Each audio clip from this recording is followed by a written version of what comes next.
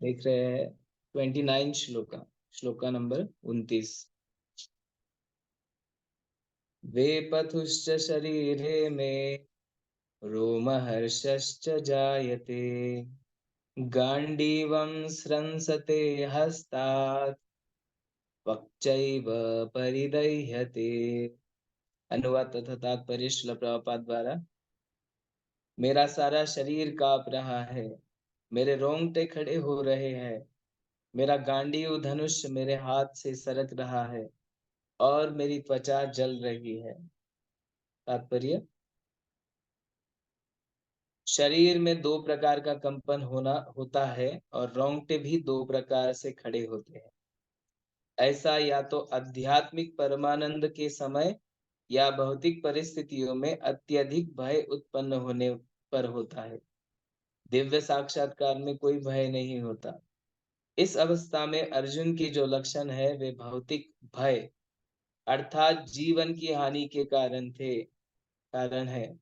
अन्य लक्षणों से भी यह स्पष्ट है, वह इतना अधीर हो गया कि उसका विख्यात धनुष गांडीव उसके हाथों से सरक रहा था और उसकी त्वचा में जलन उत्पन्न हो रही थी। यह सब लक्षण देहात्म बुद्धि से जन्य है।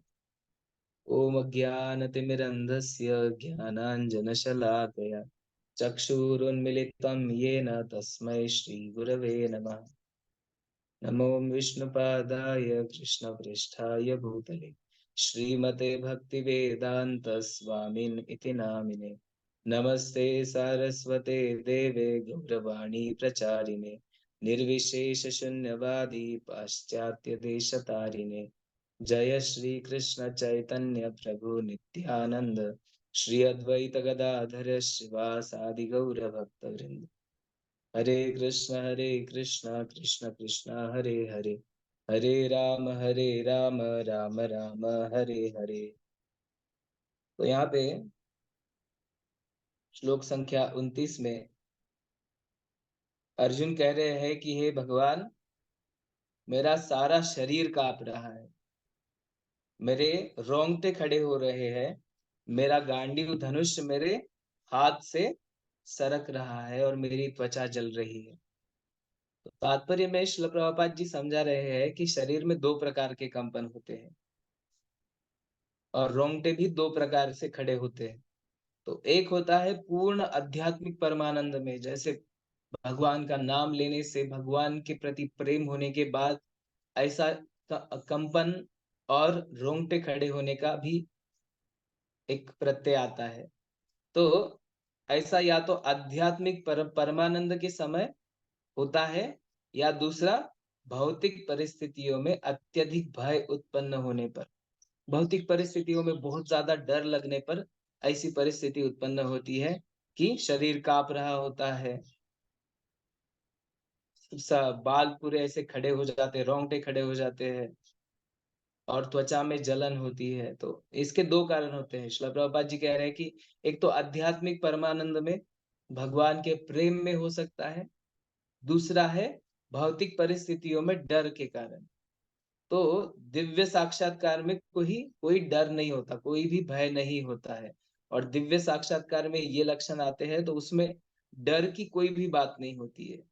लेकिन इस अवस्था में अर्जुन के जो लक्षण है, वो कह रहा है कि मेरा शरीर जल रहा है, मेरे अंग कांप रहे हैं, मेरा मुंह सूखा जा रहा है, पूरा शरीर कांप रहा है, रोंगटे खड़े हो रहे हैं और मेरा गांडीव धनुष मेरे हाथों से सरक रहा है और मेरी त्वचा जल रही है। तो ये जो है ये अवस्था, इसमें श्रील प्रभुपाद जी कह रहे हैं कि आध्यात्मिक परमानंद के कारण ये अवस्था नहीं थी अर्जुन की। अर्जुन के जो लक्षण है वे भौतिक भय अर्थात जीवन की हानि के कारण थे। उसे क्या डर था कि मेरे सगे संबंधी सब मारे जाएंगे।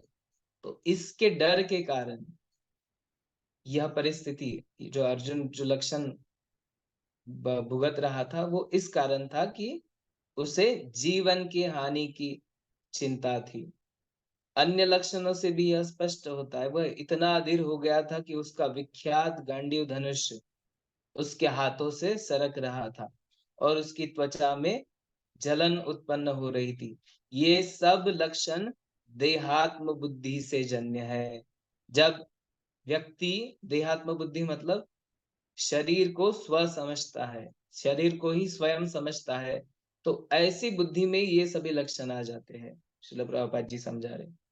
तो यहाँ पे कल के श्लोक में अब तात्पर्य में श्रील प्रभुपाद जी कह रहे हैं कि अर्जुन किसी दुर्बलता के कारण नहीं अपितु हृदय की कोमलता के कारण ऐसे लक्षण थे, क्योंकि भगवान के वो शुद्ध भक्त है।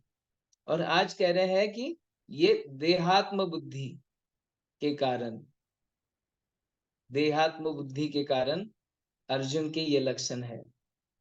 तो देखा जाए तो हमने जैसे कल ही सुना कि अर्जुन जो है वो भगवान श्री कृष्ण के परम भक्त है, शुद्ध भक्त है। और अर्जुन को, वैसे अर्जुन शुद्ध भक्त होने के कारण उनके मन में कभी भी ऐसा डर नहीं उत्पन्न होता, या किसी जीवित हानि के कारण किसी के मतलब जो शुद्ध भक्त होते हैं वो देहात्म बुद्धि से पूर्णतः परे होते हैं, तो वह देह और आत्मा में भेद जानते हैं, तो वह विचलित नहीं होते कभी भी। लेकिन यहाँ पे हम देख रहे हैं कि अर्जुन विचलित हो गए, उनके शरीर कांपने लगा, रोंगटे खड़े हो गए। तो ये क्यों है? भगवान चाह रहे थे कि अर्जुन को इस स्थिति में डाले। भगवान के शुद्ध भक्त कभी भी विचलित नहीं होते। एक तो दया, दया भाव तो रहता ही है, और दया भाव के कारण करुणा उत्पन्न हो गई अर्जुन के मन में, और वो देखने लगा, और फिर भगवान ने भी उसमें ऐड किया। भगवान चाह रहे थे कि वो विचलित हो जाए, ताकि श्रीमद् भगवत गीता का ज्ञान भगवान श्री कृष्ण हम सबको अर्जुन के माध्यम से दे पाए। इसलिए अर्जुन की यह परिस्थिति हो गई थी। और ये सब लक्षण देहात्म बुद्धि से जन्य है। जब शरीर को ही कोई व्यक्ति स्व समझता है तो ये सभी लक्षण आ जाते हैं, भौतिक डर के कारण। ये बहुत महत्वपूर्ण पॉइंट है यहाँ पे। न च शक्नो, 30वां श्लोक आगे हम पढ़ेंगे। न च शक्नोम्यवस्थातुं भ्रमतीव च मे मनः निमित्तानि च पश्यामि विपरीतानि केशव। अनुवाद और तात्पर्य। मैं यहाँ अब और अधिक खड़ा रहने में असमर्थ हूँ। मैं अपने को भूल रहा हूँ और मेरा सिर चकरा रहा है। हे कृष्ण, मुझे तो केवल अमंगल के कारण दिख रहे हैं। तात्पर्य। अपने अधैर्य के कारण अर्जुन युद्ध भूमि में खड़ा रहने में असमर्थ था, और अपने मन की इस दुर्बलता के कारण उसे आत्मविस्मृति हो रही थी। भौतिक वस्तुओं के प्रति अत्यधिक आसक्ति के कारण मनुष्य ऐसी मोहमयी स्थिति में पड़ जाता है। भयम द्वितीयाभिनिवेशतः स्यात्। श्रीमद् भागवतम 11.2.37। ऐसा भय तथा मानसिक असंतुलन उन व्यक्तियों में उत्पन्न होता है जो भौतिक परिस्थितियों से ग्रस्त होते हैं। अर्जुन को युद्ध भूमि में केवल दुखदाई पराजय की प्रतीति हो रही थी।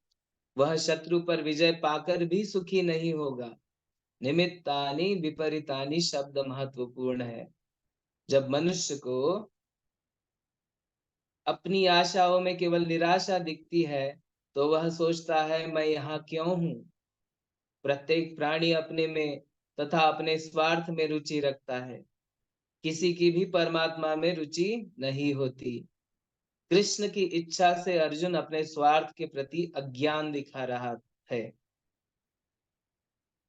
मनुष्य का वास्तविक स्वार्थ तो विष्णु या कृष्ण में निहित है।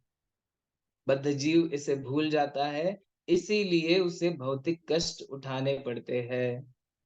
अर्जुन ने सोचा कि उसकी विजय केवल उसके शोक का कारण बन सकती है। तो 30वें श्लोक में अर्जुन कह रहे हैं कि भगवान, मैं यहाँ पे अधिक और समय खड़ा भी नहीं रह सकता, मैं असमर्थ हूँ। मैं अपने आप को ही भूल रहा हूँ और मेरा सिर चकरा जा रहा है। हे कृष्ण, मुझे तो इस युद्ध के केवल अमंगल के कारण दिख रहे हैं। तो श्रील प्रभुपाद जी समझा रहे हैं कि धैर्य न होने के कारण अर्जुन युद्ध भूमि में खड़ा होने के लिए भी असमर्थ था, और अपनी मन की उस दुर्बलता के कारण उसे आत्मविस्मृति हो गई थी। वह यह भूल गया था कि वह वास्तविकता में कौन है, उसका भगवान के साथ क्या संबंध है। वो शरीर ना हो कि आत्मा है, वो यह भूल गया था। भगवान के साथ का संबंध भूल गया था। भगवान पूर्ण नियंत्रक है, यह भूल गया था। तो श्रील प्रभुपाद समझाते हैं कि भौतिक वस्तुओं के प्रति अत्यधिक आसक्ति के कारण मनुष्य ऐसी मोहमयी स्थिति में पड़ जाता है, डिप्रेशन।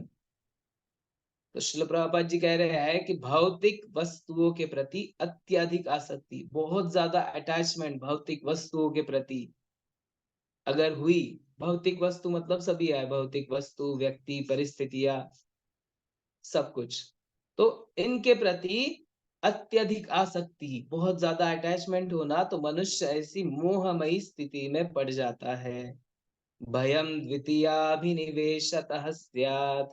श्रीमद् भागवतम में भी ऐसा कहा है कि ऐसा भय तथा मानसिक असंतुलन उन व्यक्तियों में उत्पन्न होता है जो भौतिक परिस्थितियों से ग्रस्त होते हैं, जिनका श्रीमद् भगवत गीता, भगवान श्री कृष्ण, इससे कोई संबंध नहीं होता है, जो सिर्फ देहात्म बुद्धि के बीच में फंसे होते हैं, जिनको सिर्फ आहार, निद्रा, भय, मैथुनम, इसी में आसक्ति होती है, इसी में इंटरेस्ट होता है, ऐसे व्यक्तियों के बीच में ऐसा भय और मानसिक संतुलन उत्पन्न होता रहता है। तो भौतिक परिस्थितियों में जो ग्रस्त होते हैं, उनमें ऐसा भय और मानसिक असंतुलन बना रहता है, क्योंकि शुद्ध भक्त जो होते हैं या भक्त जो होते हैं, वो वास्तविकता में समझते हैं मृत्यु क्या है, जन्म क्या है, मैं इधर क्यों परिश्रम भुगत रहा हूँ, मैं इधर क्यों कठिनाइयों का सामना कर रहा हूँ। लेकिन जो भक्त नहीं होते वो ये समझते ही नहीं, और इसलिए ज्यादा विचलित हो जाते हैं। उनको हमेशा डर सताता रहता है कि क्या होगा, कैसे होगा। लेकिन डर से उन्हें कोई सॉल्यूशन नहीं मिलता है, समस्या का हल नहीं मिलता है। तो यहाँ पे श्रील प्रभुपाद जी कह रहे हैं कि अर्जुन को युद्ध भूमि में केवल दुखदाई पराजय की प्रतीति हो रही थी। अर्जुन देख रहा था कि अगर मैं जीत भी जाऊं तो भी मेरी हार ही है, हार भी जाऊं तो भी हार ही है। तो इस युद्ध भूमि में पराजय और दुख निश्चित ही है, ये अर्जुन विचार कर रहा था। उसको पराजय की ही प्रतीति हो रही थी।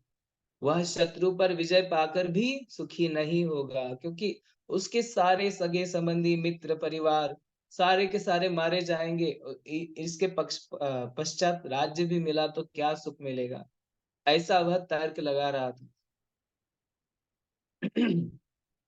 वह शत्रु पर विजय पाकर भी सुखी नहीं होगा। तो जब मनुष्य को अपनी आशाओं में केवल निराशा दिखती है, तो वह सोचता है मैं यहाँ क्यों हूँ। प्रत्येक प्राणी अपने में तथा अपने स्वार्थ में रुचि रखता है। तो जब मनुष्य को अपने समस्त आशाओं में, इच्छाओं में सिर्फ और सिर्फ निराशा ही दिखती है, तो वह सोचता है कि मैं यहाँ क्यों हूँ, फिर डिप्रेशन आ जाता है। तो प्रत्येक प्राणी अपने में तथा अपने स्वार्थ में रुचि रखता है। हर कोई जीव अपने में और अपने स्वार्थ में ही रुचि रखता है। किसी को भी परमात्मा में रुचि नहीं होती, और इसी कारण से वह हमेशा अपनी ही आशाओं में निराशाएं देखता रहता है। उसको निराशा ही दिखती है अपनी आशा में।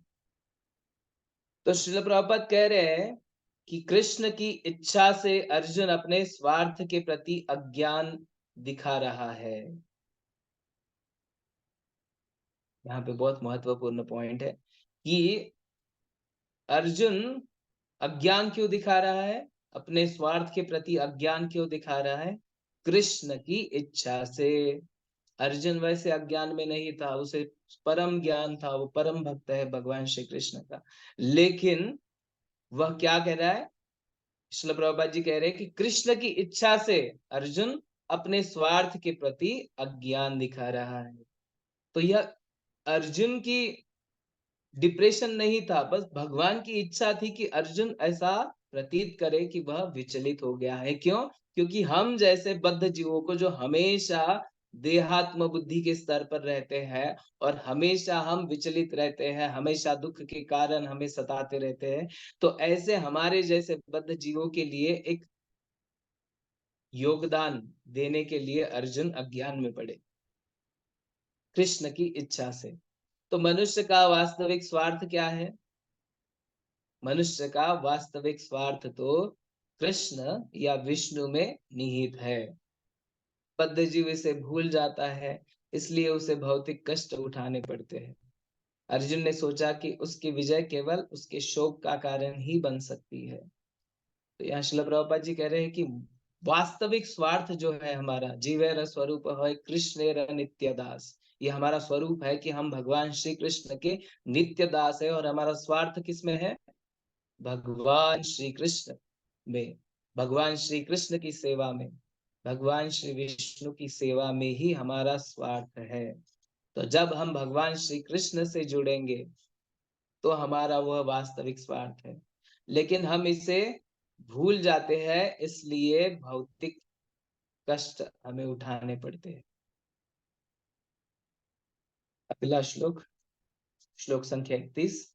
न च श्रेयोनुपश्यामि हत्वा स्वजनमाहवे, न कांक्षे विजयं कृष्ण, न च राज्यं सुखानि च। भगवान कह रहे हैं, अर्जुन कह रहे हैं, हे कृष्ण, इस युद्ध में अपने ही स्वजनों का वध करने से न तो मुझे कोई अच्छाई दिखती है और न मैं उससे किसी प्रकार की विजय, राज्य या सुख की इच्छा रखता हूँ।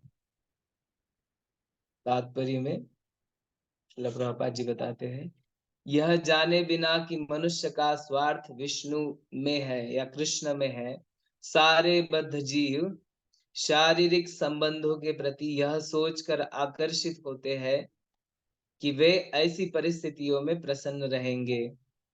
ऐसी देहात्म बुद्धि के कारण वे भौतिक सुख के कारणों को भी भूल जाते हैं। अर्जुन तो क्षत्रिय का नैतिक धर्म भी भूल गया था। कहा जाता है कि दो प्रकार के मनुष्य परम शक्तिशाली तथा ज्वाज्वल्यमान सूर्यमंडल में प्रवेश करने के योग्य होते हैं।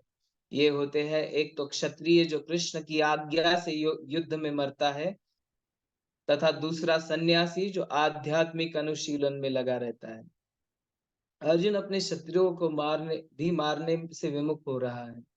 अपने संबंधियों की बात तो छोड़ दे, वह सोचता है कि स्वजनों को मारने से उसे जीवन में सुख नहीं मिल सकेगा, अतः वह लड़ने के लिए इच्छुक नहीं है। जिस प्रकार की भूख न लगने पर कोई भोजन बनाने को तैयार नहीं होता, उसने तो वन जाने का निश्चय कर लिया, जहां वह एकांत में निराशापूर्ण जीवन काट सके। किंतु क्षत्रिय होने के नाते उसे अपने उदर निर्वाह के लिए राज्य चाहिए, क्योंकि क्षत्रिय कोई अन्य कार्य नहीं कर सकता। किंतु अर्जुन के पास राज्य कहाँ है? उसके लिए तो राज्य प्राप्त करने का एकमात्र अवसर है कि अपने बंधु बांधवों से लड़कर अपने पिता के राज्य का उत्तराधिकार प्राप्त करे, जिसे वह करना नहीं चाह रहा है। इसलिए वह अपने को जंगल में एकांतवास करके निराशा का एकांत जीवन बिताने के योग्य समझता है। इस श्लोक में अर्जुन कह रहे हैं कि हे भगवान कृष्ण, मुझे इस युद्ध में अपने ही स्वजनों, अपने ही सगे संबंधियों का वध करने से न तो कोई अच्छाई दिखती है और मैं उससे किसी प्रकार की विजय, राज्य या सुख की इच्छा भी नहीं रखता हूँ। तात्पर्य में श्रील प्रभुपाद कह रहे हैं कि जब कोई मनुष्य यह जानता नहीं है कि मेरा स्वार्थ भगवान श्री कृष्ण में है, श्री कृष्ण में है। सारे जीव शारीरिक संबंधों के प्रति यह सोचकर आकर्षित होते हैं कि वे ऐसी परिस्थितियों में प्रसन्न रहेंगे। बद्ध जीव यह भूल जाते हैं कि उनका संबंध, उनका प्रमुख स्वार्थ जो है भगवान श्री कृष्ण में है। सारे बद्ध जीव शारीरिक संबंधों के प्रति यह सोचकर आकर्षित होते हैं कि वह अपने शारीरिक संबंधों, अपने सगे संबंधियों के साथ बनाए हुई इस परिस्थिति में हमेशा प्रसन्न रहेंगे। और ऐसी देहात्म बुद्धि के कारण वे भौतिक सुख के कारणों को भूल जाते हैं। देहात्म बुद्धि के कारण वास्तविक सुख के कारणों को ही भूल जाते हैं। तो अर्जुन तो क्षत्रिय क्षत्रिय धर्म का जो नैतिकता है वही भूल गया था। क्षत्रिय को क्या चाहिए? क्षत्रिय को चाहिए कि भगवान श्री कृष्ण के लिए हमेशा युद्ध स्थल में युद्ध करने के लिए तत्पर रहना चाहिए।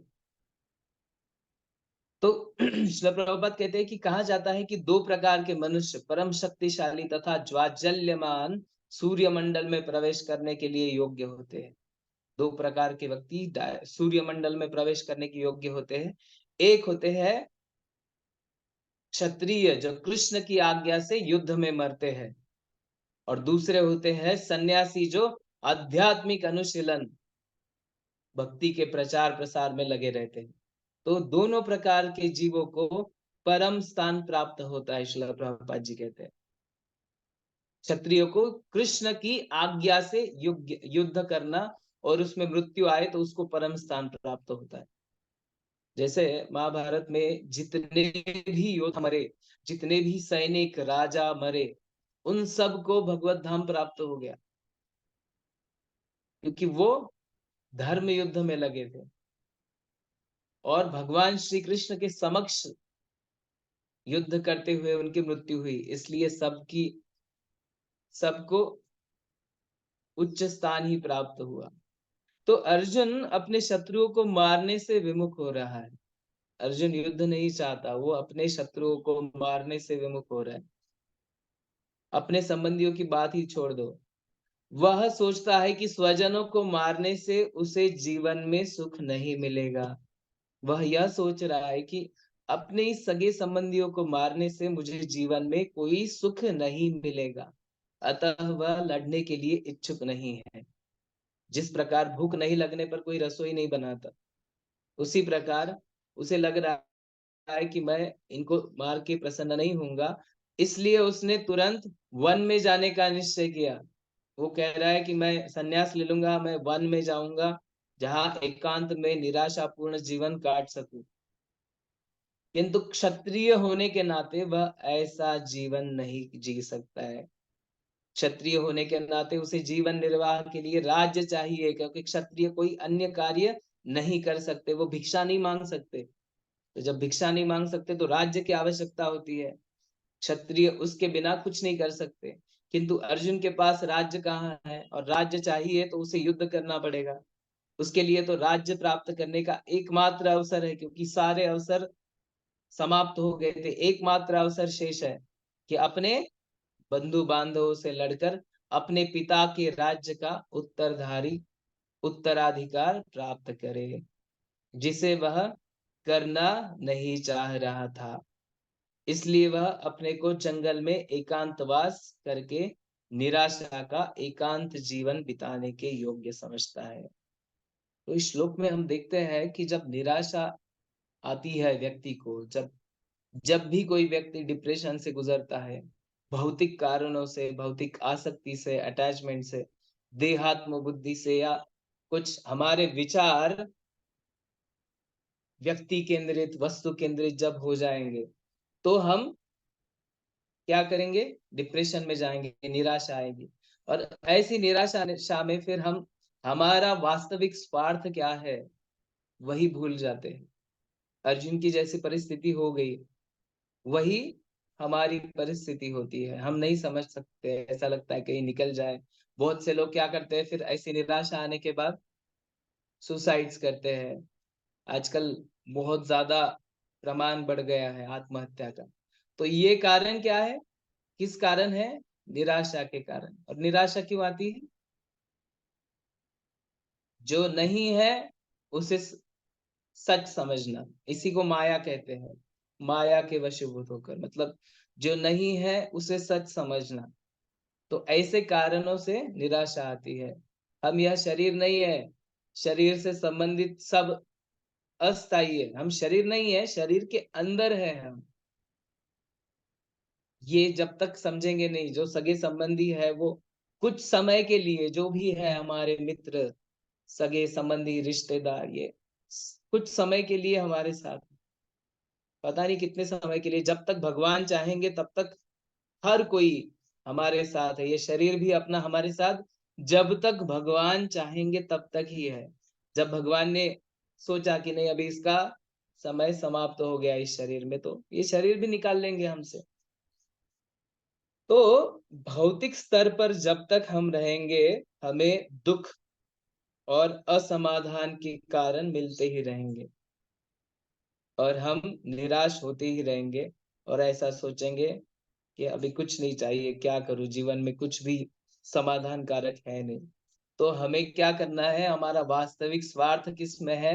भगवान श्री कृष्ण में। तो भगवान श्री कृष्ण के प्रति हमें सेवा भाव, भक्ति भाव, भगवान श्री कृष्ण के नाम का जप करके भगवान श्री कृष्ण से संपर्क पुनः स्थापित करने का पूर्ण प्रयास करना चाहिए।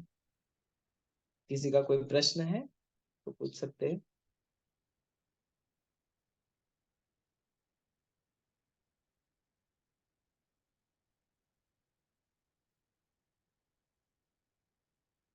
अगर नहीं है तो रखते हैं। हम इस कक्षा को विराम देते हैं। सभी भक्तों को बहुत बहुत धन्यवाद ज्वाइन करने के लिए। ग्रंथराज श्रीमद् भगवद गीता की जय। जगत गुरु श्रील प्रभुपाद की जय। वाञ्छाकल्पतरुभ्यश्च कृपा सिन्धुभ्य एव च पतितानां पावनेभ्यो वैष्णवेभ्यो नमो नमः। अनंत कोटि वैष्णव वृंद की जय। गौ प्रेमानंद